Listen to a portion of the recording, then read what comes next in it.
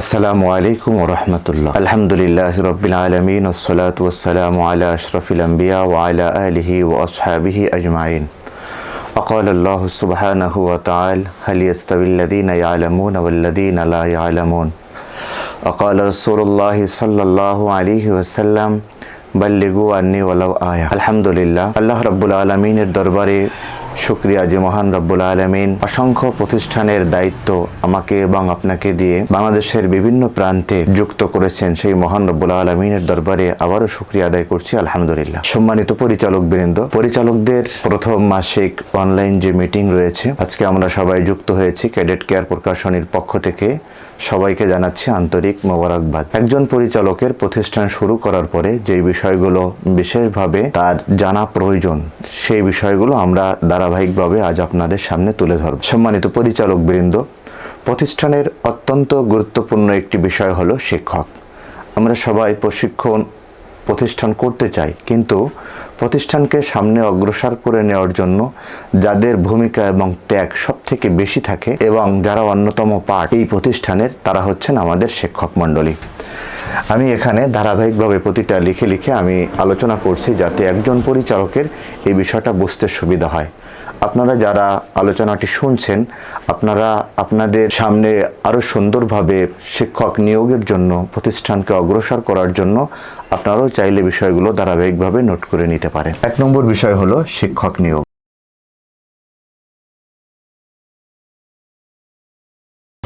Cadet care প্রকাশনীর যতগুলো শিক্ষা প্রতিষ্ঠান বাংলাদেশের বিভিন্ন প্রান্তে রয়েছে, আমরা অধিকাংশ প্রতিষ্ঠানে পরিদর্শন করে এবং ঘুরে এবং প্রধানদের সাথে কথা বলে দেখেছি যে আমাদের শিক্ষক নিয়োগটা সুন্দরভাবে সম্পন্ন না হওয়ার কারণে আমরা ভালো মানের শিক্ষক প্রতিষ্ঠানগুলোতে পাচ্ছি না, এবং অধিকাংশ শিক্ষা প্রতিষ্ঠানগুলোতে মৌলিক 2টা বিষয়ের শিক্ষক নাই। 1 নম্বর বিষয় হলো যে আমরা দেখতে পাচ্ছি যে এখানে ইংরেজি বিষয়ের ভালো শিক্ষক নাই। দ্বিতীয় হলো গণিত বিষয়ের ভালো শিক্ষক নেই। এজন্য শিক্ষক নিয়োগের ক্ষেত্রে এই দুটো বিষয়কে বিশেষভাবে আমাদের এই পরিবেশে অত্যন্ত গুরুত্বের সাথে দেখতে হবে। তার অর্থ এই না যে আরবিকে দেখা যাবে না, আরবি তো অবশ্যই সাথে থাকবে, কিন্তু যেহেতু আমরা অধিকাংশই মাদ্রাসার সাথে জড়িত, আমরা বিষয়টা বুঝি, এজন্য এটা আমাদের জন্য সহজ হয়। কিন্তু আমরা মনে করি কি, কেউ হয়তো ইংরেজি একটু দেখে পড়তে পারছে, তার মানে হয়তো সে দক্ষ, এজন্য আমরা নিয়ে নিই। কেউ হয়তো অঙ্ক ছোটোবেলায় হয়তো ক্লাস 5 পর্যন্ত পড়েছে, আমরা চিন্তা করি হ্যাঁ সে তো 5 পর্যন্ত পড়ছে, যোগ বিয়োগ জানে, তো আমরা তাকেও নিয়ে নিই। আসলে এদের দুইজন কেউই ইংরেজি এবং অঙ্কের শিক্ষক না। এজন্য শিক্ষক নিয়োগের ক্ষেত্রে যেই ধাপগুলো আছে, সেই ধাপগুলো আমি আপনাদের সামনে তুলে ধরছি। 1 নম্বর হলো, সর্বপ্রথম আমাদের একটি বিজ্ঞপ্তি প্রকাশ করতে হবে। আপনি যে শিক্ষক নিয়োগ করতে চাচ্ছেন, এর একটা বিজ্ঞপ্তি পত্রিকায় হোক অথবা অনলাইন প্ল্যাটফর্মে হোক অথবা আদার্স যে কোনো জায়গায় আপনাকে প্রকাশ করতে হবে যে আপনি কি শিক্ষক চাচ্ছেন, কয়টা পদের শিক্ষক চাচ্ছেন। অনেকে জিজ্ঞেস করেন, স্যার এর একটা ফরম্যাট আমাকে দিন। আসলে সব বিষয়ের ফরম্যাট আমি যদি আপনাকে দিই, তাহলে সবসময় আপনার জায়গা অনুযায়ী এটা কিন্তু নাও হতে পারে। তারপরও আমি আপনাদের বোঝার জন্য খুব সংক্ষেপে বিজ্ঞপ্তির একটা ফরম্যাট তুলে ধরছি। এই একটা বিজ্ঞপ্তি আমরা দেখতে পাচ্ছি, এখানে লেখা আছে হয়তো প্রতিষ্ঠানের নাম, এখানে আছে, এখানে লেখা আছে প্রতিষ্ঠানের সংক্ষিপ্ত ছোট্ট করে ঠিকানা, এখানে আছে বিজ্ঞপ্তি, শিক্ষক নিয়োগ বিজ্ঞপ্তি, শিক্ষক নিয়োগ বিজ্ঞপ্তি। এরপর আপনি এখানে একটা ঘর পড়লেন, যেখানে আপনার এখানে ক্রমিক নং থাকলো, এইখানে আপনার পদ সংখ্যা থাকলো, যে আপনি কয়টা বিষয়ের শিক্ষক নিতে চাচ্ছেন, পদ কয়টা ফাঁকা আছে এই মুহূর্তে, তাহলে এটা হলো আপনার নং, এটা হলো আপনার পদ, এটা হলো আপনার বিষয়, কোন কোন বিষয়ের শিক্ষক আপনি চাচ্ছেন। এখানে হলো শর্ত, আপনার কি কি শর্তাবলী আছে শিক্ষক নিয়োগের ক্ষেত্রে, সেগুলো আপনি এখানে ধারাবাহিকভাবে সব উল্লেখ করতে পারবেন। এরপর এখানে আপনার থাকলো অভিজ্ঞতা, আপনি এক্সট্রা কোনো অভিজ্ঞতা চাচ্ছেন কিনা। সর্বশেষ আপনার থাকলো বেতন। তাহলে আমরা এখানে দেখতে পাচ্ছি প্রথমে থাকবে একটা নং, এরপরে থাকবে পদ সংখ্যা, এরপরে হলো বিষয়, এরপরে নিয়োগের ক্ষেত্রে আপনি কোন কোন শর্ত চাচ্ছেন, যে সে তার কোন বিষয়ে লেখাপড়া হতে হবে, তার কি সার্টিফিকেট থাকতে হবে, এ ধরনের বিভিন্ন শর্ত যেগুলো আপনি চাচ্ছেন, কত সময় তাকে ডিউটি করতে হবে, এগুলো আপনি সব এখানে উল্লেখ করলেন। কত দিনের ভিতরে আবেদন করতে হবে, কবে এটা জমা দিতে হবে, এগুলো সব এখানে বিস্তারিতভাবে শর্তগুলো থাকলো। অভিজ্ঞতা, যে আপনার এখানে হয়তো কেউ শিক্ষক হিসেবে আপনি চাচ্ছেন, কিন্তু তার কি অভিজ্ঞতা প্রয়োজন? নুরানি মাদ্রাসায় 5 বছরের অভিজ্ঞতা, অথবা ক্যাডেট কেয়ারের কোনো শিক্ষা প্রতিষ্ঠানের এই বিষয়ের পরে 5 বছর বা 6 বছর পাঠদানের অভিজ্ঞতা, এটা আপনি এখানে ধারাবাহিকভাবে উল্লেখ করবেন। এরপরে বেতনের কথা স্পষ্টভাবে উল্লেখ করতে কোনো সমস্যা নেই, বরং আমরা যদি এটা লিখি যে আলোচনা সাপেক্ষ, তাহলে এটা নিয়ে কিন্তু অনলাইনে অনেক ধরনের ট্রল হয়। এই জন্য আমরা এটা খেয়াল করবো, আমরা বেতন লিখে দেবো 5,000, 7,000, 10,000, কোনো সমস্যা নেই। আপনি আপনার জায়গা থেকে এটা উল্লেখ করলে আরও ভালো হলো। যারা যোগাযোগ করলো তারাও একটা বুঝে শুনে যোগাযোগ করলো। তাহলে এই একটা শিক্ষক নিয়োগের বিজ্ঞপ্তি, একটা ফরম্যাট আমি আপনাদের সামনে তুলে ধরলাম। বিজ্ঞপ্তি অনুযায়ী দ্বিতীয় কাজ হচ্ছে আপনার নিয়োগ পরীক্ষা।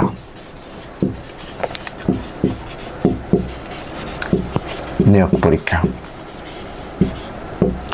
শিক্ষক আপনি নিতে চাচ্ছেন, এখন আপনার একটা পরীক্ষা নিতে হবে। তাহলে পরীক্ষা, শিক্ষক নিয়োগ পরীক্ষা নিতে গেলে আপনার ধাপে ধাপে কয়েকটা কাজ আছে। 1 নম্বর কাজ হলো যে আপনার নিয়োগ পরীক্ষার একটা কমিটি গঠন করা লাগবে, যারা এই নিয়োগটা সম্পন্ন করবে। এই কমিটিকে বাইরের কোনো লোক না, এটা আপনিই করবেন। আপনি যাদেরকে ভালো মনে করেন, যারা আপনার শিক্ষক নিয়োগের ক্ষেত্রে সবথেকে বেশি উপযুক্ত ব্যক্তিকে বাছাই করতে পারবে কোনো ধরনের তদবির ছাড়া, এ ধরনের ব্যক্তিতে আপনি একটা কমিটি করবেন। এই কমিটিতে পরে ন্যস্ত থাকবে যে তারা পরীক্ষার প্রশ্ন তৈরি করবে, তারা পরীক্ষার খাতা তৈরি করবে, তারা একটা মূল্যায়নপত্র তৈরি করবে, কারা ভাইবা নেবে এই বিষয়ে খাতা কারা দেখবে, চূড়ান্ত নিয়োগের আগে তাহলে শিক্ষক নিয়োগ দিতে গেলে আপনার এই বিষয়গুলো বিশেষভাবে খেয়াল করতে হবে। আপনার একটা কমিটি করা লাগবে, যেই বিষয়ের শিক্ষক আপনি নিতে চাচ্ছেন সেই সংশ্লিষ্ট প্রশ্ন করা লাগবে, খাতা পরীক্ষায় তারা যেটা লিখবে সে খাতা প্রস্তুত করা লাগবে। এরপরে আপনি যে পরীক্ষার খাতার যে নম্বরটা এটা দেবেন, সার্টিফিকেটের একটা নম্বর দেবেন, এরপরে আপনি ভাইবার একটা নম্বর দেবেন। এই সব বিষয়গুলোর একটা মূল্যায়নপত্র আপনার তৈরি করা লাগবে। এরপরে কারা ভাইবা নেবেন এবং ভাইবাতে কি প্রশ্ন হবে, কোন ধরনের প্রশ্ন আপনারা করবেন, এই বিষয়গুলো আপনি আগে প্রস্তুত করতে পারেন।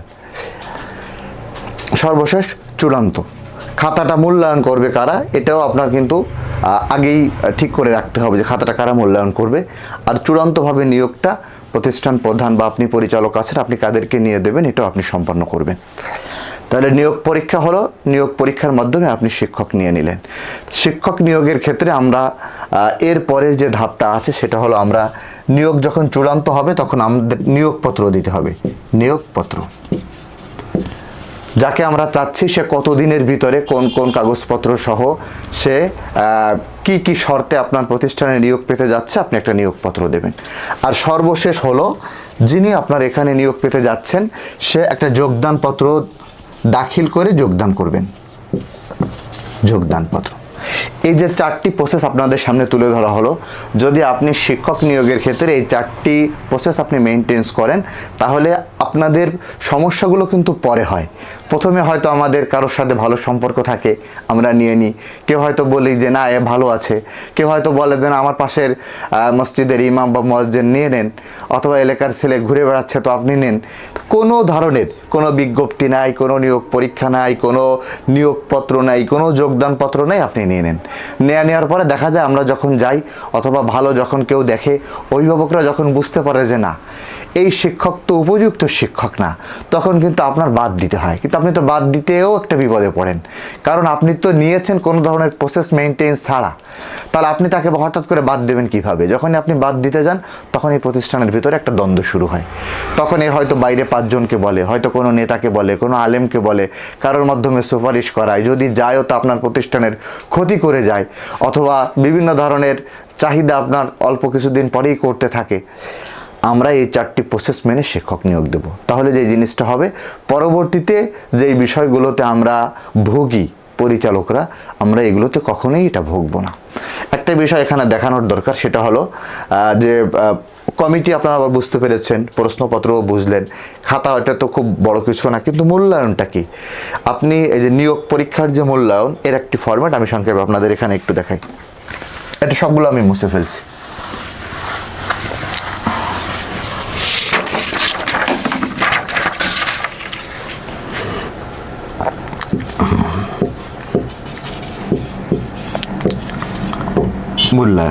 মূল্যায়নের একটা ফরম্যাট আপনি এমন করতে পারেন,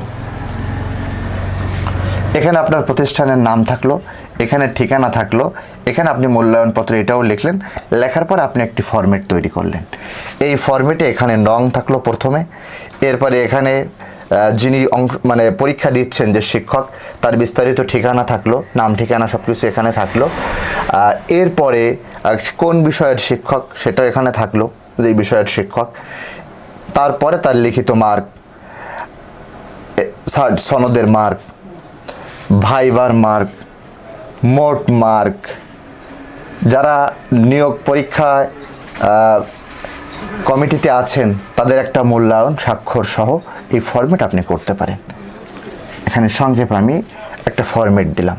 1 নম্বর হলো নং, 2 নম্বরে হলো বর্ণনা, যিনি পরীক্ষা দিচ্ছেন তার বর্ণনা, তার নাম থাকবে, তার পিতার নাম থাকবে, তার মাতার নাম থাকবে, জন্ম তারিখ থাকবে, এগুলো। এরপরে শিক্ষাগত যোগ্যতা, এখানে সে দাখিলে কি, আলিমে কি, ফাজিলে কি, কামিলে কি, অথবা হাফেজ কিনা, দাওরা হাদিস, ইফতা ইত্যাদি ইত্যাদি বিষয় এখানে লেখা থাকবে পয়েন্ট সহ। তার নিজের পরিচিতি বা বর্ণনা, শিক্ষাগত যোগ্যতা, এই দুটো হয়ে যাওয়ার পরে কোন বিষয়ের শিক্ষক এটা আপনি দিতে পারেন। কোন বিষয়ের শিক্ষক, এখানে বাংলা কিনা, ইংরেজি কিনা, এগুলো আপনি এখানে লিখতে পারেন। এরপরে আপনার লিখিত মার্ক, তারপর সনদের মার্ক, এরপরে ভাইবার মার্ক, এই 3টার মোট। এরপরে যারা কর্মকর্তা নিয়োগ দিচ্ছেন তাদের মন্তব্য সহ স্বাক্ষর, অথবা স্বাক্ষরটা আপনি পরে দিতে পারেন। স্বাক্ষরটা পরে দেন, এখানে একটা স্থান দেন, যে মোট পাওয়ার পরে স্থান দেন, আর সর্বশেষ স্বাক্ষর দেন। প্রতিষ্ঠানের তারিখ, যেদিন পরীক্ষা হবে সেদিনের তারিখ এখানে উল্লেখ করতে হবে, সিল সহ সব কিছু। এটাও কিন্তু পরবর্তীতে সংরক্ষণ করতে হবে। এটাও একটি গুরুত্বপূর্ণ বিষয়। যখন কোনো একটি সমস্যার পরবর্তীতে পড়বেন, আপনি যদি এটা দেখান তাহলে কিন্তু অনেক ধরনের ঝামেলা থেকে আপনি বেঁচে যাবেন। এটার ফরম্যাটও কিন্তু আমি আপনাদের দেখালাম।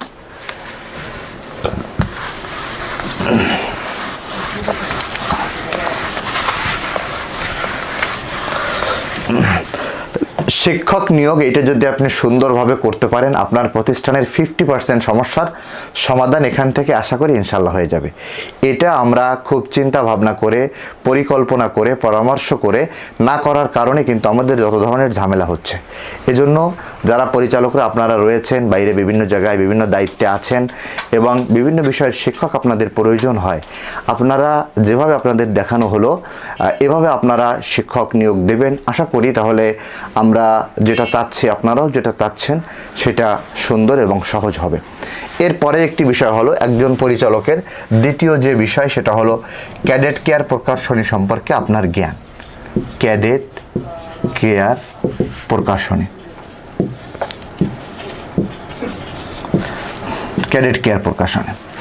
একজন পরিচালক প্রথমে আমাদের কাছে যে কাজটা করেন, তিনি আমাদের সাথে যোগাযোগ করার পরে যখন আমরা আমাদের সমস্ত কার্যক্রম তার সামনে বিস্তারিতভাবে বলার চেষ্টা করি, তখন সে তার একজন দায়িত্বশীলকে দেখিয়ে দেন। সে বলেন যে হুজুর, আমি তো ব্যস্ত থাকি, আমার মাহফিল থাকে, আমার বাইরে প্রোগ্রাম থাকে, আদার্স আরও কোনো কাজ থাকে, তাহলে এনার সাথে যোগাযোগ করেন। তো যেই জিনিসটা হয়, এই প্রকাশনের যতগুলো সেবা আছে একজন পরিচালক এটা জানেন না, কিন্তু উনি সাইডে একজন দ্বিতীয় বা তৃতীয় কোনো ব্যক্তিকে নিযুক্ত করে দেন, যে আমাদের সাথে যুক্ত হয়, সে বোঝা শুরু করে। এই দ্বিতীয় বা তৃতীয় যে ব্যক্তি, ইনি হয়তো প্রতিষ্ঠানের সাধারণ কোনো শিক্ষক, কিন্তু এই বিষয়গুলো বোঝা দরকার ছিল একজন পরিচালকের, কিন্তু একজন পরিচালক এটা বোঝেন না। সে ব্যস্ত থাকার কারণে অন্য আরেকজনকে এর পিছনে নিয়োগ করে দেন। তো যখনই আপনি পরিচালক না বুঝে ক্যাডেট কেয়ার প্রকাশনের সেবাগুলো সে না জেনে যখন নিযুক্ত কোনো ব্যক্তি এটা জানেন, তখন যে জিনিসটা হয়, এই প্রকাশনের সব কার্যক্রম পরিচালকের থেকে নিযুক্ত ব্যক্তি বেশি জানেন। তো 2-4-5 মাস পরে এই নিযুক্ত ব্যক্তি কিন্তু পরিচালককে ব্ল্যাকমেল করেন, আমার বেতন বাড়ায় দেন, তা না হলে আমি থাকবো না, আমি চলে যাব। অথবা সে আরও 2-4 জনকে সাথে করে নিয়ে বাইরে আরেকটা প্রতিষ্ঠান করে। এই পরিচালক কিন্তু বিপদে পড়ে। আসলে দোষ কিন্তু নিযুক্ত ব্যক্তির না, দোষ হলো এই পরিচালকের।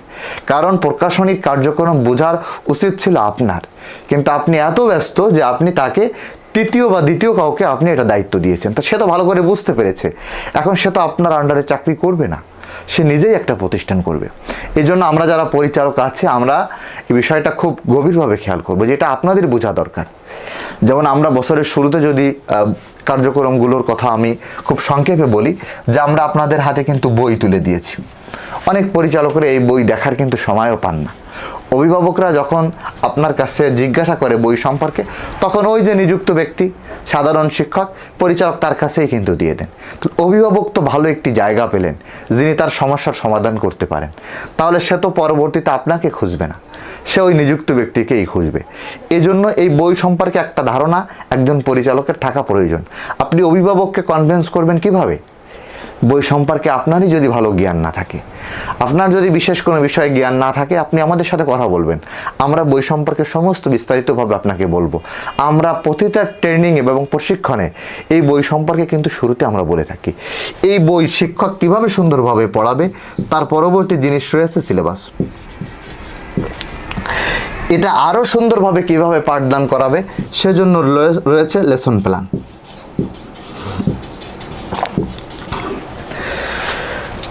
শিক্ষক যাতে আরও কার্যকরীভাবে আপনার প্রতিষ্ঠানে ক্লাস নিতে পারে, এর পরবর্তী যেটা রয়েছে সেটা হলো শিক্ষক প্রশিক্ষণ।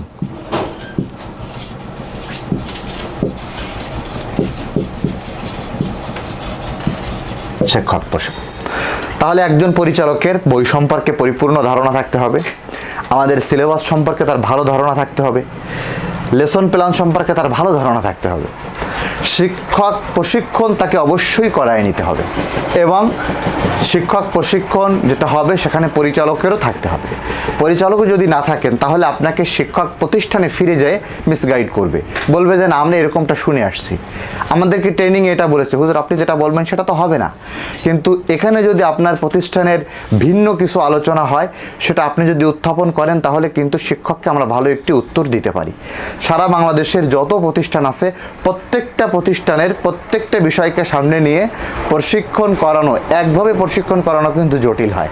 শহরের প্রতিষ্ঠানগুলোর নিয়ম কানুন পদ্ধতি কিন্তু আলাদা থাকে, গ্রামের প্রতিষ্ঠানগুলো ভিন্ন থাকে।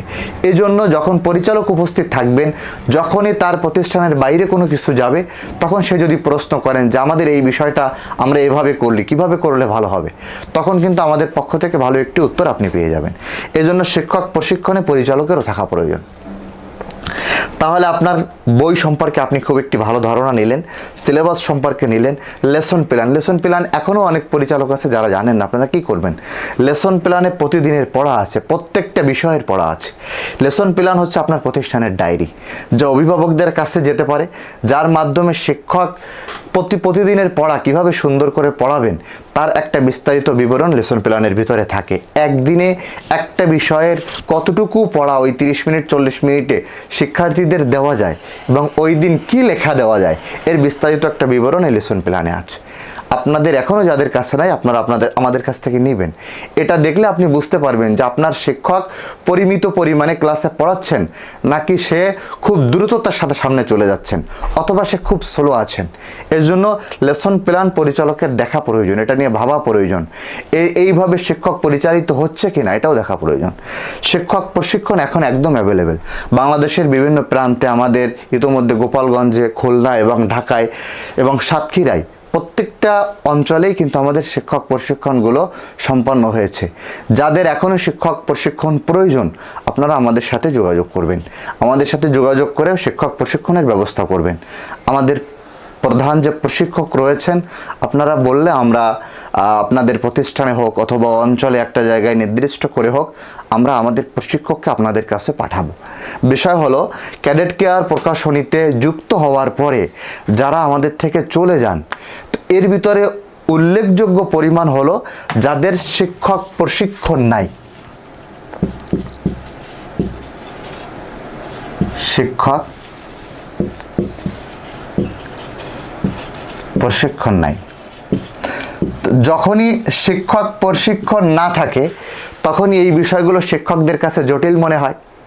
তখনই শিক্ষকরা অভিভাবকদেরকে ভালো মতো বোঝাতে পারেন না, অভিভাবকদের সাথে একটা সময় মিশে যান। অভিভাবকদেরকেও বলতে থাকেন শিক্ষকরা যে হ্যাঁ বড় হুজুর আমরা তো বলছিলাম অমুক বোর্ডের বই আনতে, কিন্তু বড় হুজুরকে বারবার বলা সত্ত্বেও সে এই বই পড়াবে, কিন্তু এই বই তো আমরা বুঝি না, অথবা এই বই তো অনেক পড়া, অথবা শিক্ষার্থীদের এত পড়ায় পড়া যায় না।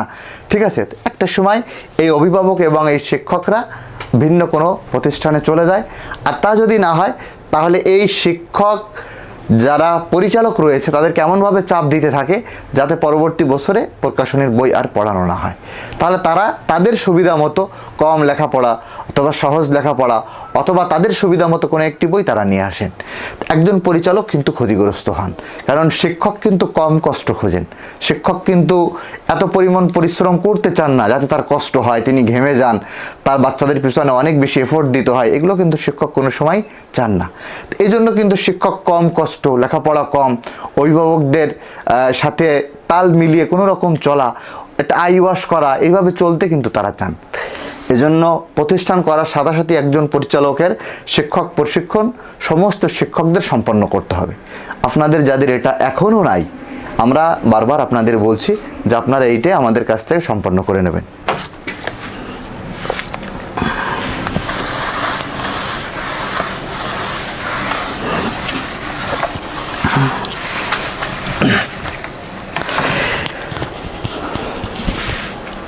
অনেকেই এমন আছেন যারা খাতাপত্র নাই। একজন পরিচালকের প্রতিষ্ঠানে খাতাপত্র থাকা প্রয়োজন। কোন কোন খাতাপত্র আপনার বিশেষভাবে থাকা দরকার তার কয়েকটি আমি আপনাদের সামনে উল্লেখ করছি। 1 নম্বর হলো ছাত্র রেজিস্টার।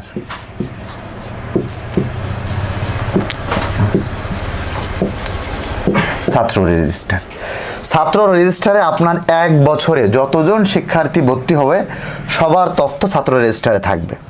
এইখানে কোনো শ্রেণীভিত্তিক না, এখানে আপনার ভর্তির যে ধারাবাহিকতা আছে সেভাবে সমস্ত তথ্যই রেজিস্টারে থাকে। একজন শিক্ষার্থী ফর্ম ফিল আপ করলো, তাহলে নির্দিষ্ট ফর্ম ফিল আপ করার পরে এটা ফিল আপ করার পরে অভিভাবকের সমস্ত স্বাক্ষরটা করা আছে কিনা এটা আপনারা যাচাই বাছাই করবেন। করার পরে পিছনে অনেক নিয়মকানুন থাকে ফর্মের, এই সবগুলো অভিভাবকদের পড়ানোর পরে তারপরে আপনি ভর্তি চূড়ান্ত করলেন নির্দিষ্ট মাধ্যমে। আয় ব্যয়ের কথা একটু পরে বলছি। এরপরে যখন তার ভর্তিটা সম্পন্ন হয়ে গেল তখন আপনি তার নাম এখানে নিয়ে আসবেন। 1 নম্বর হলো একজন ছাত্র এখানে ভর্তি সম্পন্ন করলেন, তাহলে প্রথমে তার ক্রমশে কত নম্বরে ভর্তি হলো, এরপরে হলো এই শিক্ষার্থীর নাম, এরপরে হলো তার পিতার নাম এবং মাতার নাম, স্থায়ী ঠিকানা, কোন শ্রেণীতে ভর্তি হয়েছে সেই শ্রেণী। এইখানে এই জিনিসটাও করতে পারেন যে তার ভর্তির ব্যাপারে যদি কোনো ভর্তি পরীক্ষা হয়ে থাকে তাহলে সেখানে সে কত নম্বর পেল অথবা কোন কর্মকর্তারা এটা সম্পন্ন করলো তাদের একটা তথ্য এখানে থাকতে পারে। সর্বশেষ যিনি এই কাজটা সম্পন্ন করলেন তার একটি স্বাক্ষর।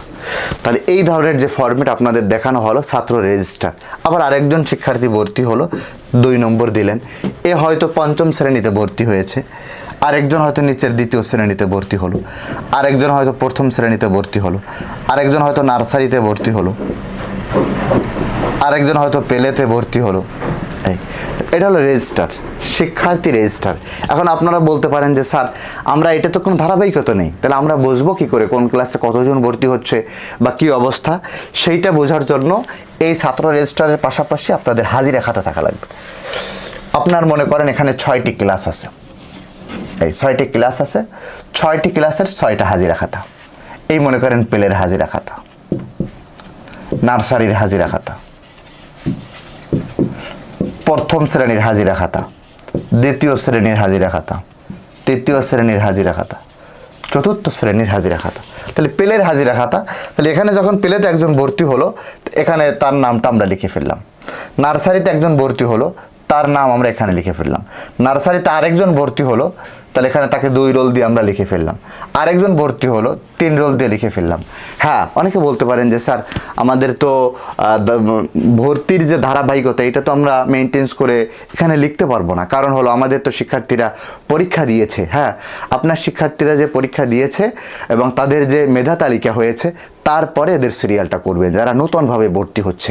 কিন্তু যেই ক্লাসে এর আগে পরীক্ষা হয়নি, যেমন প্রি পেলে বা পেলে, সেখানে তো আপনি হাজিরা খাতা এইভাবে মেনটেন্স করতে পারেন, কোনো সমস্যা নেই। তাহলে রেজিস্টারে বিস্তারিত বিবরণ থাকলো সবার।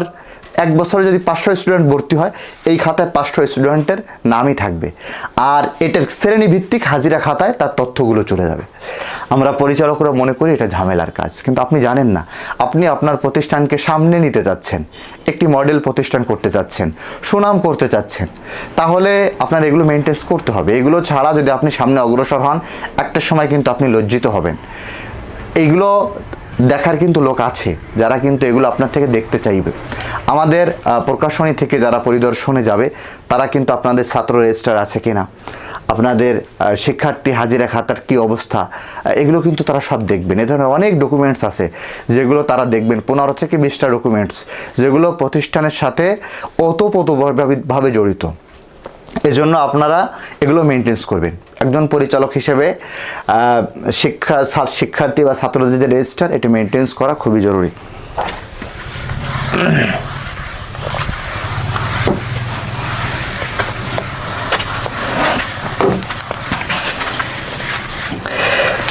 ফর্ম ফিল আপের পরে যখন শিক্ষার্থীর ভর্তিটা চূড়ান্ত হতে যাচ্ছে, তখন আপনি তো আয় করবেন। আয় কিভাবে হবে এটা অনেকে জানতে চান, যে আমি আয় কিভাবে করব। এমন অনেক পরিচালক আছেন যাদের আয়ের খাত হলো পকেট।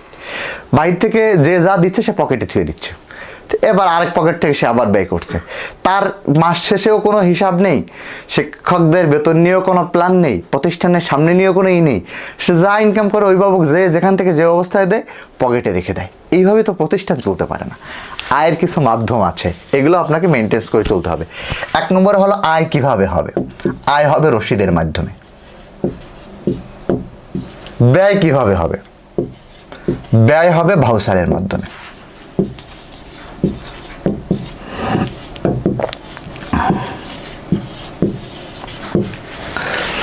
আয় হবে রসিদের মাধ্যমে, ব্যয় হবে ভাউচারের মাধ্যমে। এখন অনেকে বলবেন যে স্যার আমার একটা ফরম্যাট দরকার। আরে ভাই, সব জিনিসের ফরম্যাট আছে, কিন্তু প্রত্যেকটা জিনিসের ফরম্যাটই যদি আমাকে দিতে হয়, আপনি একজন পরিচালক হিসেবে আপনারটা তো একটু ব্যতিক্রম হতে পারে। যেই তথ্যগুলো একটা রসিদে থাকা প্রয়োজন সেটা আমি উল্লেখ করে দিই। আপনি ফরম্যাট আপনি তৈরি করবেন, ভাউচারের ফরম্যাট আপনি তৈরি করবেন, কিন্তু থাকা কি প্রয়োজন? দেখেন, রসিদ হোক আর ভাউচার হোক, কি থাকা প্রয়োজন? যে তথ্যগুলো আপনার থাকা প্রয়োজন সেটা 1 নম্বরে হলো আপনার প্রতিষ্ঠানের নাম, 2 নম্বরে হলো ঠিকানা, 3 নম্বরে হলো আয়ের রসিদ, একটা তারিখ থাকা দরকার।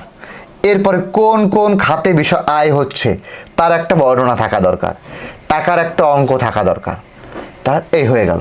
মনে করেন ফর্মে 100 টাকা, ভর্তি ফি 700 টাকা, সেশন চার্জ 800 টাকা, মাসিক বেতন 500 টাকা, ঠিক আছে। এরপরে ক্রীড়াতে 500 টাকা ইত্যাদি বিষয় নিয়ে এখানে মোট মনে করেন একটা অঙ্ক দাঁড়ালো 2700 টাকা। মনে করেন নিচেই রসিদে নিচেই যিনি কালেকশন করছেন এই টাকাটা, তার স্বাক্ষর এবং তারিখ থাকা দরকার। কর্তৃপক্ষের একটি স্বাক্ষর এবং তারিখ থাকা দরকার। একটা রসিদের নমুনা। একটা ভাউচার কি কেমন হবে? একটা ভাউচারে কোন বিষয়গুলো থাকা প্রয়োজন? প্রতিষ্ঠানের নাম হবে, ঠিকানা হবে, এখানে আপনি চাইলে লোগো দিতে পারেন, এখানে তারিখ হবে, এখানে ভাউচার লেখা হবে, ব্যয়ের খাত বা ব্যয়ের ভাউচার এটা লেখা হবে।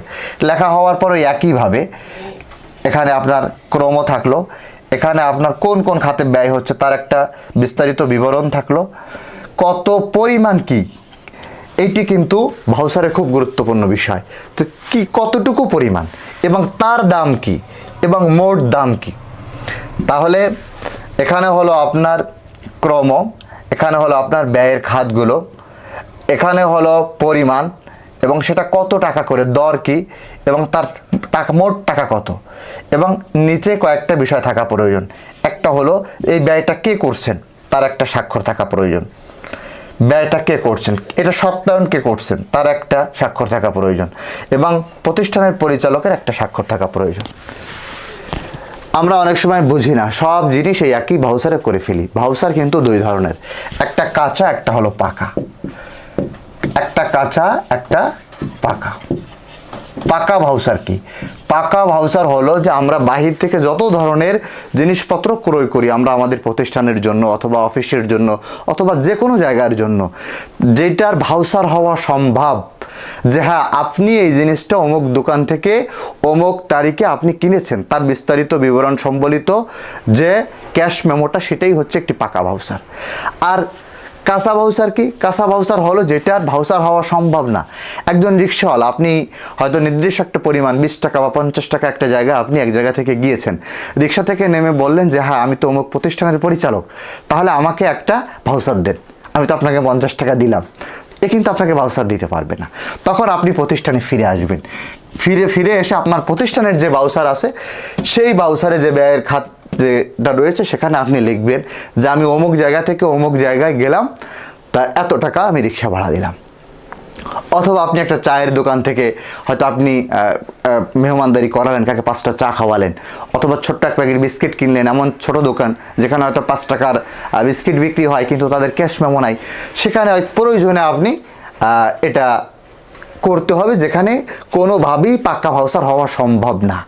যেখানে পাকা ভাউচার হওয়া সম্ভব সেখানে কোনো অবস্থাতেই কাঁচা ভাউচার করা যাবে না।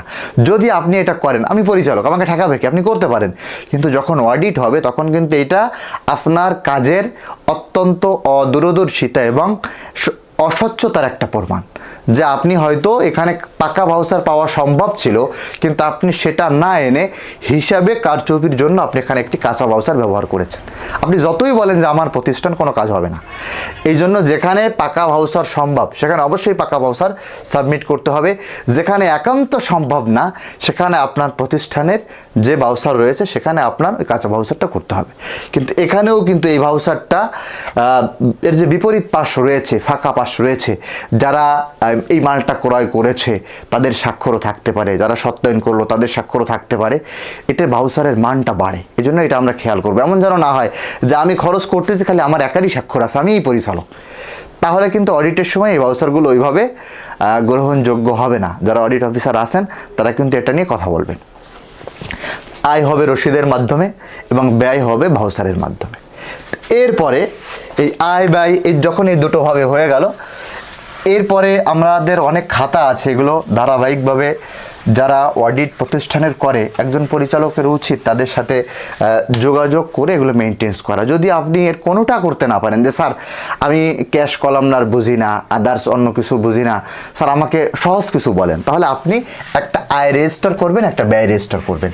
আয় রেজিস্টার কি? একটা হলো আয় রেজিস্টার আর একটা হলো ব্যয় রেজিস্টার।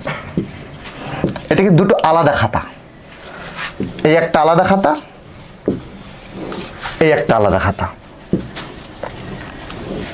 দুটো সম্পূর্ণ ভিন্ন খাতা। এটা আপনি পেরেস থেকে করে নেবেন। এখানে খুব সংক্ষেপে আপনাকে একটা ফরম্যাট দেখানো হবে। 1 নম্বর বিষয় হলো যে আপনার প্রতিষ্ঠানের নাম তো উপরে দিতে হবে, ঠিকানা দিতে হবে, মোবাইল নাম্বার বা ইমেইল দেবেন। দেওয়ার পরে এই যে শিরোনামটা আমি এখানে দিয়েছি, এই আয় রেজিস্টার আপনি এখানে লিখবেন। আয় রেজিস্টার এখানে লেখার পরে এখানে আপনি আয় রেজিস্টার লিখলেন। লেখার পরে আপনি প্রথমে ক্রম থাকলো, ক্রমে থাকার পরে আয়, কতগুলো খাতে আপনার আয় হচ্ছে সারাদিন। হয়তো আপনার এই একটা রসিদের হয়তো 50 নম্বর পৃষ্ঠা থেকে 75 নম্বর পৃষ্ঠা পর্যন্ত আপনি দিনে 10টা খাতে আয় করেছেন। 10টি খাতে আপনি আয় করেছেন। আপনার আয়ের পরিমাণ 5,000 টাকা। এখন আপনার এই রেজিস্টার আপনার এটা উঠাতে হবে। এই যে ভাউচার নাম্বার মনে করেন 51, voucher number 52, voucher number 53, voucher number 54, এটা একরকম হবে। আর একটা হলো যে আপনি চাচ্ছেন আয়কে আপনি আলাদা করবেন, তাহলে শিক্ষার্থী বেতন, তাহলে ছাত্র বেতন কত নম্বর ভাউচার? তাহলে 51, 57, এই দুটো ভাউচারে হয়তো শিক্ষার্থী বেতন আসছে। এরপরে কি পরীক্ষার ফি, তাহলে 52 নম্বর ভাউচারে আসছে। এরপরে কি স্পোর্টস ফি হয়তো 53 নম্বর ভাউচারে আসছে, তাহলে দিন শেষে আপনি দেখলেন আপনার কত টাকা হয়েছে, আপনার 5,000 টাকা হয়েছে। এই টাকাটা ভাউচারে যার স্বাক্ষর আছে সেটা যাচাই বাছাই করার পরে যিনি এইটাকে আপডেট করছেন তার একটা স্বাক্ষর এখানে থাকা প্রয়োজন যে হ্যাঁ আমি এটা ভাউচার মানে রসিদ দেখে দেখে আমি এটা এখানেই করলাম, তার একটা স্বাক্ষরের জায়গা আপনি এখানে স্বাক্ষর করতে থাকলেন যে হ্যাঁ এখানে 200 টাকা, এখানে 300 টাকা, এখানে 700 টাকা, সামনে ভাউচার স্বাক্ষর আর কি। এটা হলো আয় রেজিস্টার। একদিন এক নির্দিষ্ট একটা তারিখ থাকলো, আজকের তারিখে। ঠিক একইভাবে ব্যয় রেজিস্টার কি? ব্যয় রেজিস্টার হলো যে আপনার যে ভাউচার আছে, ভাউচারের মাধ্যমে তো আপনি ব্যয় করলেন, তা একদিনে হয়তো আপনার 20টা ভাউচার হয়েছে, 20টি ভাউচার। তাহলে এই প্রত্যেকটা ভাউচারেও কিন্তু একটা নম্বর থাকে, তাহলে ক্রমের পরে আপনি এখানে হয়তো ক্রম দিলেন 1, ভাউচার নম্বর 703 নম্বর ভাউচার। কোন পারপাসে এটা ব্যয় হচ্ছে? মনে করেন আপ্যায়ন। কত টাকা ব্যয় করলেন? 400 টাকা আপনি ব্যয় করলেন। কে ব্যয় করলো? তার একটা স্বাক্ষর, ব্যাস। এভাবে কিন্তু আপনার দিন শেষে 2000 টাকা হয়তো আপনার ব্যয় হয়েছে। তাহলে আপনার আয় ছিল 5,000, আপনার ব্যয় হলো 2000। আপনি চাইলে এটা উদ্বৃত্তর কোনো জায়গায় রেখে আপনি পরের দিন চলে যেতে পারেন। তাহলে এইভাবে যদি আপনি দুটো রেজিস্টার করে নেন তাও কিন্তু আপনার হিসাব মোটামুটি একটা জায়গায় থাকবে। যখন আপনার একটা মাস হয়ে যাবে তখন 30 দিনের মাথায় যে আপনি যদি এটা যোগ দেন যে আপনার মাসের 1 তারিখ থেকে 30 তারিখ পর্যন্ত কত টাকা আয়, আবার এখানেও যদি আপনি এইটাও যদি যোগ দেন যে মাসের 1 তারিখ থেকে 30 তারিখে আমার কত ব্যয়, তাহলে কিন্তু আপনার প্রতিষ্ঠানের সার্বিক একটা অবস্থা আপনি বুঝতে পারেন। এজন্য রসিদ আপনার প্রতিষ্ঠানে না থাকলে করা দরকার, ভাউচার করা দরকার, এরপর আয় রেজিস্টার করা দরকার, ব্যয় রেজিস্টার করা দরকার। এছাড়াও বাজারে যে সমস্ত ক্যাশ কলামনার যেগুলো আছে সেখানে আরও সুন্দরভাবে সাজানো আছে, অডিটের জন্য ওইগুলোই মূলত উপযুক্ত। কিন্তু যাদের কিছু নাই তাদের জন্য মোটামুটিভাবে কিছুটা আলোচনা হলো। আপনারা এইভাবে এই খাতাগুলো মেনটেন্স করে আপনাদের প্রতিষ্ঠানের হিসাবকে সামনে অগ্রসর করবেন। যতই প্রতিষ্ঠান আপনার হোক, স্বচ্ছতা অনেক গুরুত্বপূর্ণ একটি বিষয়। এটা যদি আপনি সঠিকভাবে দিতে না পারেন তাহলে আপনার শিক্ষকরাও কিন্তু এটা নিয়ে একটা সমালোচনা করবে, অভিভাবকরাও করবে। আপনি কাউকে কেয়ার করেন না, কিন্তু আপনার কিন্তু সবাইকে নিয়ে চলতে হয়। যখন আপনার নিয়োগ স্পষ্ট হবে, অভিভাবকদের সাথে স্পষ্ট কথাবার্তা হবে, আপনি সমস্ত কথাবার্তা মেনটেন্স করবেন, তখন আপনার কিন্তু কোটি কোটি টাকা ইনকাম হলেও কোনো সমস্যা নেই। কারণ যার সাথে যে কথা, যাকে যে কয় টাকার লেখাপড়া দেওয়ার কথা, যাকে যে কয় টাকা বেতন দেওয়ার কথা, যাকে যতটুকু সেবা দেওয়া কথা, আপনি যদি সব কিছু দিতে পারেন এরপরে আপনার টাকা অতিরিক্ত ইনকাম হলে এটা কিন্তু সমালোচনার বিষয় থাকবে না। কিন্তু যখন একটা গোজামিল হবে যে খাতা নেই, পত্র নেই, রসিদ নেই, ভাউচার নেই, আয় ব্যয়ের কোনো নেই, কিছুই নাই, আপনি দেয় পকেটে রাখেন, আবার ব্যয় করতে হলে পকেট থেকে বের করেন, তখন কিন্তু কথা হবে, সমালোচনা হবে। এগুলো কিন্তু সহজে ঢাকা যায় না। এজন্য আমরা চেষ্টা করবো এগুলো ইনশাআল্লাহ।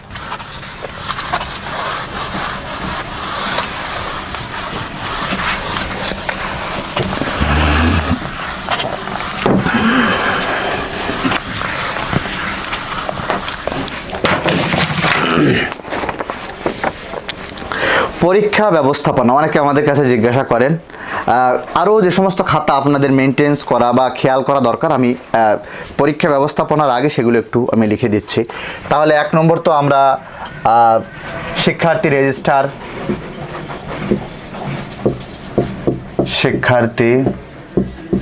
রেজিস্টার 2 নম্বরে হলো শিক্ষক হাজিরা, 3 নম্বর হলো শিক্ষার্থী হাজিরা, 4 নম্বরে হলো আয় রেজিস্টার, 5 নম্বরে হলো ব্যয় রেজিস্টার, রসিদ, ভাউচার,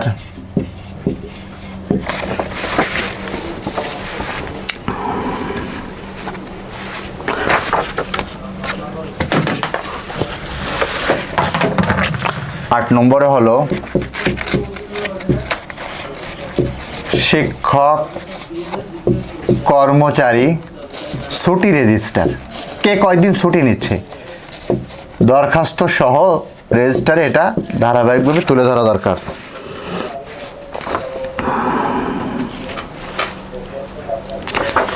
বেতন রেজিস্টার,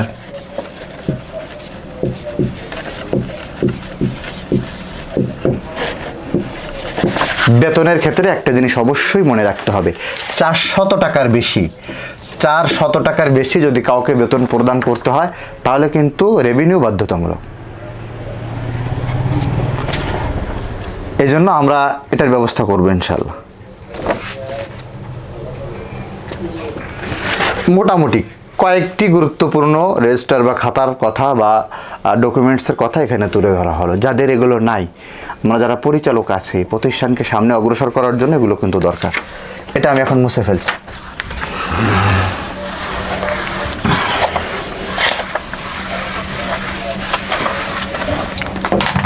পরীক্ষা ব্যবস্থাপনা, সামনে পরীক্ষা আসছে, মাসিক পরীক্ষা অলরেডি চলে গেছে। মাসিক পরীক্ষার ক্ষেত্রে আমরা কিছু বিড়ম্বনার সম্মুখীন হয়েছি।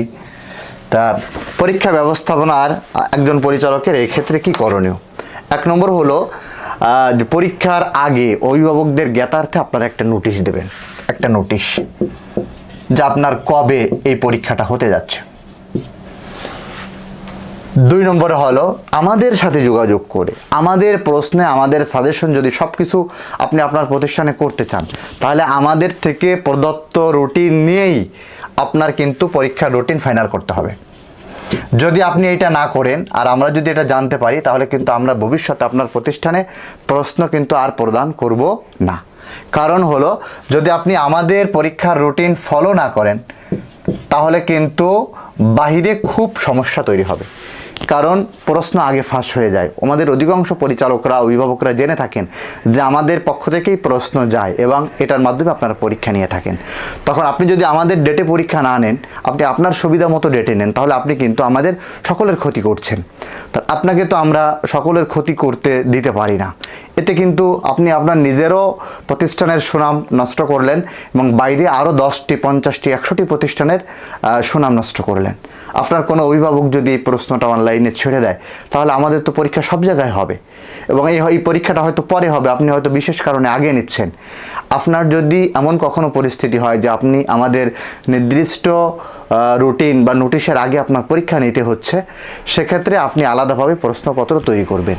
সাজেশন থেকে প্রশ্নপত্র তৈরি করা এটা অনেক কঠিন কিছু না, কিন্তু আপনি যদি আপনার ইচ্ছা মতো পরীক্ষার রুটিন করে যদি বাইরে পরীক্ষা নিয়ে নেন দ্রুত আগে, তাহলে কিন্তু এটা সবার আপনি ক্ষতি করছেন। সেই ক্ষেত্রে কিন্তু পরবর্তীতে আমরা আপনাকে আর প্রশ্নপত্র সরবরাহ করব না। তার একটা হলো নোটিশ, পরীক্ষার রুটিন। আমাদের পক্ষ থেকে আপনাকে যে সাজেশনটা দেওয়া হবে এই সাজেশনটা আরেকটু দেখে শিক্ষকদেরকে আরেকটু দেখায় সব ঠিকঠাক আছে কিনা আপনি এটা সুন্দরভাবে ফটোকপি করে একটু বইয়ের মতো, যাতে শিক্ষার্থীদের কাছে কম পক্ষে 20 থেকে 25টা দিন থাকে। শিক্ষার্থীরা কিন্তু এই 20-25 দিন এই সাজেশন ছাড়া কোনো বই পড়বে না। তাহলে এই সাজেশনই কিন্তু তাদের 24 ঘন্টার পড়ার একমাত্র বিষয়। এই জন্য এটাই কিন্তু বেশি ব্যবহার হবে। এই জন্য আপনি যদি কোনো রকম বের করে দেন তো ছিঁড়ে যাবে।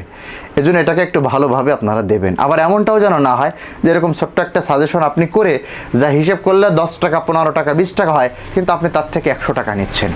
এটা চাইলে আপনি হয়তো করতে পারবেন। আপনি হয়তো ভাবতেছেন এই সাজেশনের দাম হয়তো এত টাকা, কিন্তু একটা বিষয় হলো আপনি কিন্তু সমালোচনার পাত্র হবেন। ব্যবসা সব জায়গায় কিন্তু করতে হয় না, দেখে এবং বুঝে সামনে চলে তারপরে কিন্তু করতে হয়। ও সবাইকে নিয়েই কিন্তু প্রতিষ্ঠান, আপনি একা চাইলেই কিন্তু অনেক দূর যেতে পারবেন না। যে 20 টাকার ফটোকপি এটা আপনি 200 টাকা বিক্রি করতেছেন, এটাও কিন্তু আপনার খেয়াল করতে হবে। তাহলে সাজেশনের পরে আপনার যে জিনিসগুলো প্রতিষ্ঠানে বিশেষভাবে প্রস্তুত করা লাগবে সেটা হলো আপনার খাতা, প্রবেশপত্র,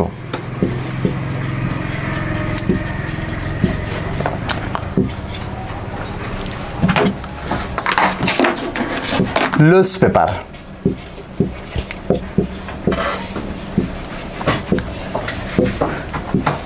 প্রতিষ্ঠানের সিল,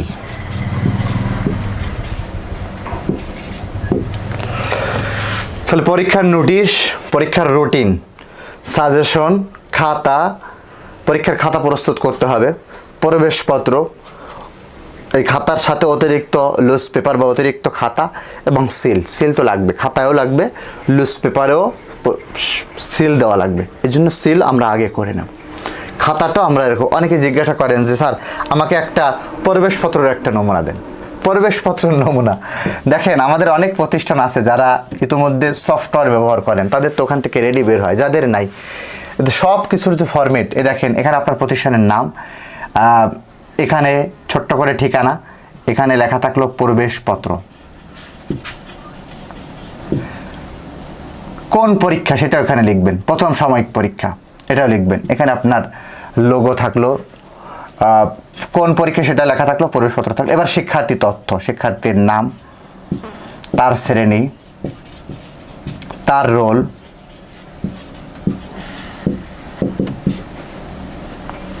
শাখা, কোন শাখার স্টুডেন্ট, এগুলো যদি প্রয়োজন হয়। নিচেই যারা কর্তৃপক্ষ, প্রতিষ্ঠান কর্তৃপক্ষ রয়েছে তাদের স্বাক্ষরের জায়গা এবং একটা প্রতিষ্ঠানের একটা সিলও আপনি দিয়ে দিতে পারেন। এই ধরনের কিছু তথ্য সাধারণত প্রবেশপত্র থাকে।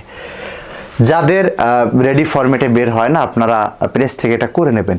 আর যাদের বের হয় তাদের তো আর কোনো সমস্যা নেই। অনেকের তো আছে যেখানে ছবি সহ, শিক্ষার্থীর ছবি সহ বের হয়। এর পাশাপাশি আরও একটা জিনিস এখানে রয়ে গেছে, সেটা হলো যে আসন বিন্যাস।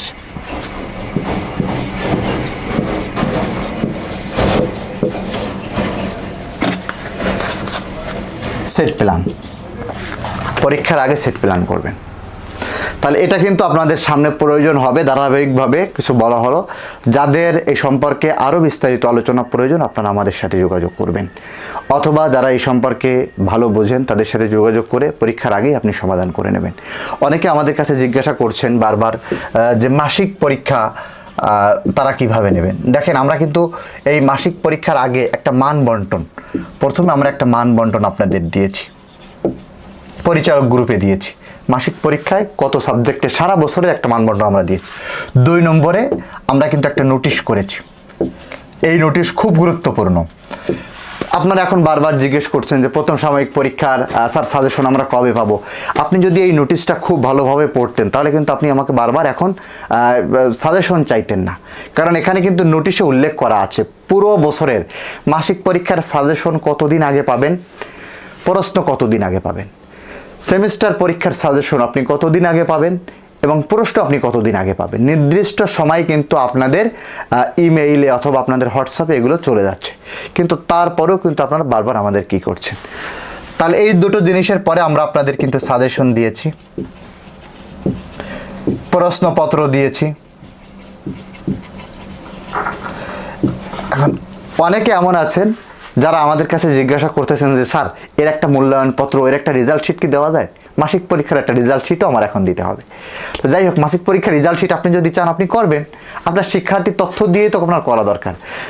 মাসিক পরীক্ষার রেজাল্ট শিটে আমরা সাধারণত যে জিনিসটা আমরা এত ঝামেলা করি না, এত ঝামেলা মাসিক পরীক্ষায় করাও ঠিক না। আপনি যদি মনে করেন যে হ্যাঁ আমি করব, তাহলে আপনি আমাদের সেমিস্টার পরীক্ষার যে মূল্যায়নপত্র, মানপত্র রয়েছে সে ধরনের একটা ফরম্যাট এখানে উল্লেখ করেন, সেটা আপনি অভিভাবকদেরকে সবাইকে দেন, কোনো সমস্যা নেই। কিন্তু আমরা সাধারণত যেটা করি, শিক্ষার্থীদের যে তালিকা আছে ওই শিক্ষার্থীদের তালিকার সামনে তাদের নম্বরটা লিখে দিই। হয়তো 70 পেয়েছে, কেউ 85 পেয়েছে, কেউ 90 পেয়েছে, কেউ 88 পেয়েছে, যার সব থেকে বেশি তার নামের আগে লিখে দিই প্রথম, এরপরে যে তারটা লিখে দিই দ্বিতীয়, এরপরে যে তারপরে তৃতীয়। বাকিগুলো চাইলেও আপনারা লিখতে পারেন, না চাইলে নাও লিখতে পারেন। অনেকে জিজ্ঞাসা করছেন যে স্যার এই যে মাসিক পরীক্ষার যে নম্বর, এটি কি সেমিস্টার পরীক্ষায় যোগ হবে? আপনি যোগ করলে যোগ হবে, আপনি যদি যোগ না করেন তাহলে যোগ হবে না। এখন আপনি কিভাবে যোগ করবেন? তাহলে আপনাদের যারা আসলে এইটা প্রতিষ্ঠান অল্প দিন পরিচালনা করছেন, আমরা বলবো যে আপনারা আপাতত যোগ করেন না। আপনারা মাসিক পরীক্ষার জায়গায় মাসিক পরীক্ষা রাখেন, সেমিস্টার পরীক্ষার জায়গায় সেমিস্টার পরীক্ষা রাখেন। যারা একটু লম্বা সময় প্রতিষ্ঠান পরিচালনা করছেন বা যাদের এই সম্পর্কে ভালো একটি ধারণা আছে, আপনারা এই মাসিক পরীক্ষায় প্রাপ্ত নম্বরের 10% আপনারা নেন, 10%। তাহলে 10% যদি আপনি নেন, তার একটা সেমিস্টার পরীক্ষার আগে যদি একটা মাসিক পরীক্ষা হয়, তাহলে এখান থেকে আপনি 10% নিলেন। আর এইখানে যদি আপনার 1000 নম্বর হয়, সেমিস্টার পরীক্ষা আপনার 1000 নম্বর হলো, মনে করেন 1000 নম্বর, এখান থেকে আপনি 90% নেবেন। তাহলে এখান থেকে যদি আপনি 90% নেন তাহলে কয়শো মার্ক হবে? 900 মার্ক হবে। আর এইখান থেকে যদি আপনি 10% নেন তাহলে কত হবে? 100 হবে। এই আপনার 1000 মার্ক। এবার আপনি রেজাল্ট করেন। তাহলে এখান থেকে মাসিক পরীক্ষা থেকে আপনি 10% নিলেন, না স্যার আমি বেশি নেবো, নেন, আপনাকে তো কেউ নিষেধ করছে না, আপনি নেবেন না, আপনি মোটেই নিয়েন না, আপনার ওইখানে 1000-1000ই পরীক্ষা নেন। যেটা আপনার সুবিধা হয়, যেটা আপনি বুঝবেন, যেটা আপনি অল্পতে বোঝাতে পারবেন মানুষকে, যেটা সবাই সন্তুষ্ট হয়। আর এই কাজগুলো করার ক্ষেত্রে অভিভাবকদের আগে এমন নোটিশ দিতে হবে যাতে কেউ পরে অস্বীকার করতে না পারে যে না আমাদেরকে তো জানায়নি, এই জন্য তো মাসিক পরীক্ষাটা না দিয়ে নানা বাড়িতে চলে গেছে। এখন এই মাসিক পরীক্ষা না দেওয়ার কারণে সেমিস্টার পরীক্ষায় পিছনে চলে গেল। তখন কিন্তু আমাদের মতো এ ধরনের প্রাইভেট প্রতিষ্ঠানে অনেক ঝামেলা তৈরি হয়। এই জন্য আপনারা খেয়াল করবেন যাতে এইগুলো আমরা এমনভাবে জানাবো যাতে তারা কেউ অস্বীকার করতে না পারে। তাহলে এই পরীক্ষা ব্যবস্থাপনা সম্পর্কে মোটামুটি এখানে অনেক আলোচনা আছে। আজকে তো ভিডিও অনেক লম্বা হচ্ছে, এই জন্য সব আলোচনা এগুলো সম্ভব না। নির্দিষ্ট কোনো বিষয়ের প্রয়োজন হলে আমাদেরকে ইনশাল্লাহ জানাবেন, আমরা ওই বিষয়ের পরে বড় ভিডিও ইনশাল্লাহ করব। এখন আরেকটি বিষয়ে কথা বলবো, সেটা হলো আমাদের পক্ষ থেকে যত ডকুমেন্টস আপনাদের কাছে যাচ্ছেন এটা আপনারা খুঁজে পাচ্ছেন না। কেউ কেউ বলেন যে স্যার আমাকে ইমোতে দেন, আমি ইমো ভালো বুঝি। কেউ কেউ বলেন স্যার আমাকে মেসেঞ্জারে দেন, কেউ বলেন স্যার আমার হোয়াটসঅ্যাপে দেন। কারোর হোয়াটসঅ্যাপ বন্ধ হয়ে যায়, কারোর হোয়াটসঅ্যাপ ডিলিট হয়ে যায়, কারোর হোয়াটসঅ্যাপে খুঁজে পায় না। বিষয় হলো আমরা আপনাদের আবারও জানাচ্ছি বিনয়ের সাথে, আমরা সাজেশনটা হোয়াটসঅ্যাপ গ্রুপে দেব। সাজেশন এটা আমরা গ্রুপে ছেড়ে দেব, কোনো সমস্যা নেই। সাজেশন এটা আমাদের যে পরিচালক গ্রুপ আছে, সাধারণ যে কোনো গ্রুপে আমরা এটা ছাড়তে পারি, সাজেশনে কোনো সমস্যা নেই। কিন্তু বিষয় হলো প্রশ্নপত্র। প্রশ্নপত্র আপনাদেরকে আমরা একটি গুগল ফর্ম দিয়েছিলাম, এই গুগল ফর্মে এই প্রশ্নপত্রে যাতে আমি সারা বছর কোনো ধরনের মানে আপত্তি ছাড়া বা বিপত্তি ছাড়া আমি দিতে পারি, এজন্য মূলত কিছু তথ্য আমি চেয়েছিলাম। কিন্তু আপনারা প্রাথমিক অবস্থায় কিছু দিয়েছেন, এরপরে যখন আবার বলেছি তখন আবার কিছু দিয়েছেন, এবং আবারও কিছু দিচ্ছেন, এইভাবে এখনও আসছে। এইভাবে যদি আপনারা দিতে থাকেন তাহলে এখানে এরপরে এখানে যে ইমেইলগুলো আপনারা দিয়েছেন সবার ইমেইল ঠিক নেই। অনেকের ইমেইল আপনি প্রশ্ন পাঠানোর পরেও আপনি পাননি, তার মানে আপনার ইমেইলের যে অ্যাড্রেস, এই অ্যাড্রেসটা সঠিক নাই। এজন্য আপনাদের যে গুগল ফর্মে আপনাদের যে ইমেইলগুলো আছে, ইমেইলগুলো আমি সংরক্ষণ করেছি। আমি প্রশ্নপত্র ইমেইলে প্রেরণ করব, ইমেইল। এখন অনেকে বলেন যে স্যার আমার তো ইমেইল নেই। ইমেইল অবশ্যই ইমেইল আছে। আপনার যদি এই ধরনের একটি ফোন থাকে, তাহলে আপনার অবশ্যই ইমেইল আছে, অবশ্যই জিমেইল আছে, মানে যে বোঝে তার থেকে বুঝবেন।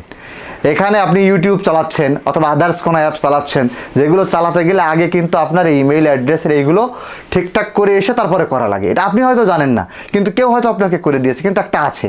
তো কী আছে সেটা আপনি দেখেন, আপনি তো দিয়েছেন। আর যদি আপনি আপনার ফোনে না দেন তাহলে আপনি হয়তো বাইরের দোকানের তা দিয়েছেন, তাহলে প্রশ্নটা সেখানে যাচ্ছে, অথবা আদার্স কোনো জায়গাটা দিয়েছেন সেখানে যাচ্ছে, কিন্তু আমরা পাঠানোর পরে আপনি বলছেন যে না স্যার আমরা তো এটা পাইনি। যাচ্ছে অবশ্যই, যদি আপনার ঠিকানা ঠিক থাকে তাহলে অবশ্যই যাচ্ছে। এখন যাচ্ছে আপনি দেখবেন কোথায়? স্যার আমি তো ওইটা বুঝতে পারছি না। এখন অনেকে বলেন যে স্যার আমি বুঝতে পারছি না, এরপর আপনার তা ডিলেট হয়ে যায়। ডিলেট হয় কেন? ডিলেট যেই জায়গাটায় ডিলেট লেখা সেখানে আপনি চাপ দেন কেন? যেখানে ডিলেট লেখা সেখানে তো আপনি চাপ দেবেন না, আপনি তো আন্দাজে চাপবেন না, আপনি দেখে শুনে পড়ে তারপরে চাপবেন। একজন পরিচালক, এতটুকু জিনিস তো আপনার বুঝতে হবে এবং এটা জানা থাকতে হবে। এই জন্য আমাদের এইখানের যে জিমেইলের যে রয়েছে, কম্পিউটারে হোক মোবাইলে হোক যে জায়গাগুলো আছে, আমরা এখানে দেখতে পাই যে ইনবক্স আছে, ইনবক্স, সেন্ট আছে।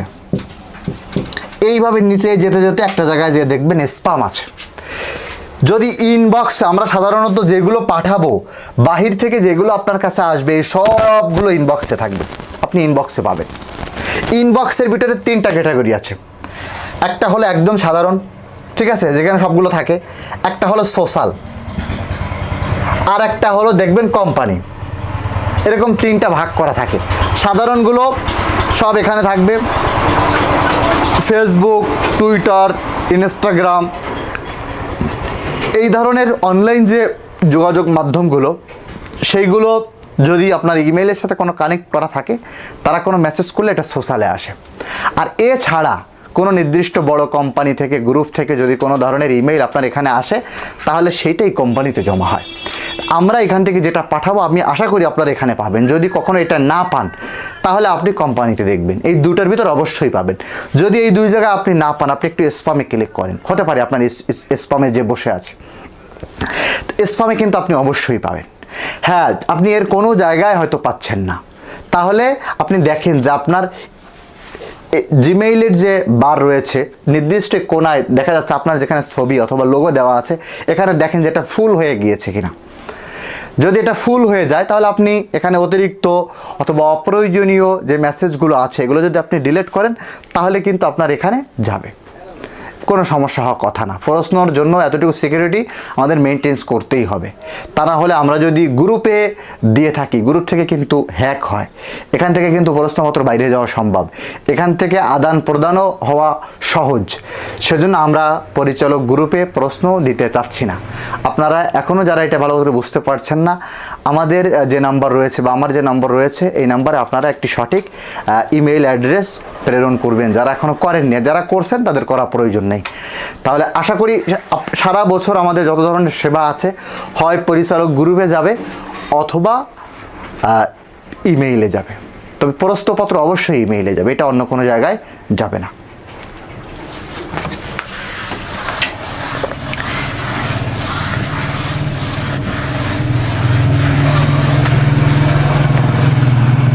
সর্বশেষ গুরুত্বপূর্ণ দুইটি কথা। এক নম্বর হলো যে আমাদের প্রতিষ্ঠানের বেতন আমরা কিভাবে আপডেট রাখবো, আদায় করা।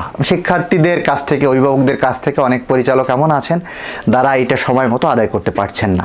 এজন্য আমি বলছিলাম যে ফর্মে যে লেখাটা থাকে ওই লেখাটা অভিভাবকদের পড়ানো দরকার। আপনার প্রতিষ্ঠানে কয় তারিখ বেতন দিতে হবে এটা অভিভাবক জানে না, এটা অভিভাবককে পড়াতে হবে। এবং নির্দিষ্ট সময়ে যে বেতন দিতে হয় নির্দিষ্ট সময়ের আগে একটা নোটিশ করতে হবে, সেইখানে ওই শিক্ষার্থীর নাম, কোন কোন পারপাস, কত টাকা এটা লিখে, এবং এটা অভিভাবক পেয়েছে কি না এটা নিশ্চিত করতে হবে। এবং এটা দিতে হবে, যারা না দেবে তাদের অভিভাবকের সাথে 5 তারিখ বা 10 তারিখের পরে নির্দিষ্ট সময়ের পরে প্রতিষ্ঠানের পক্ষ থেকে অত্যন্ত বিনয়ের সাথে যোগাযোগ করতে হবে যে আমাদের প্রতিষ্ঠানের আপনার সন্তানের বেতন পরিশোধের শেষ তারিখ অমুক দিন, আশা করি নির্দিষ্ট সময়ের ভিতর আপনারা বেতনটা দিয়ে দেবেন। যদি প্রতিষ্ঠানের পক্ষ থেকে এইভাবে 2-4 মাস যোগাযোগ হয় তাহলে ইনশাল্লাহ এটা আশা করি এটা আপডেট হয়ে যাবে এবং এটা দিয়ে দেবে।